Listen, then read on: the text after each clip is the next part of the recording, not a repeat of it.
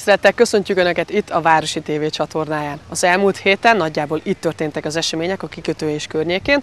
Volt itt vitorlásverseny, illetve repülősnap, na meg persze kultúráztunk is, hiszen voltunk a Feng Shui galériában. Most nézzük egy kicsit részletesen, mivel is készültünk a mai estére. Nem mindennapi élményben gazdagodhattak azok, akik kilátogattak hétvégén ide a Fonyódi kikötőbe. Amint azt láthatják, Lányi Antal hadnagy emlékeztek városunkban, méghozzá Darazsac András egy kiváló pilóta légi bemutatójával. Rédei Magdolna kiállításán jártunk a Feng Shui galériában.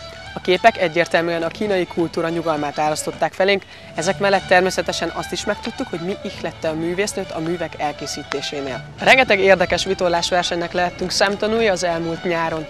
Most ennek lezárásaként a kormoránok tartottak évadzáró versenyt.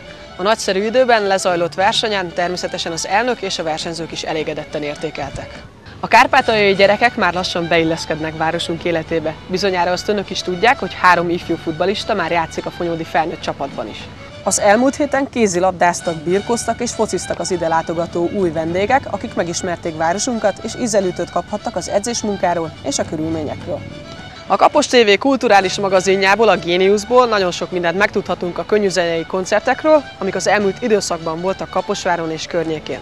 Ezen kívül találkozhatunk még Péli Barnával, na meg a hegedűkészítés rejtelmeibe is bevezetnek minket. Reméljük tetszett mai műsorunk, ha igen, tartsanak velünk legközelebb is. És ne feledjék, adásainkat visszanézhetik az interneten, látogassanak el honlapunkra és természetesen Facebook oldalunkra is. Tartsanak velünk legközelebb is, a viszontlátásra!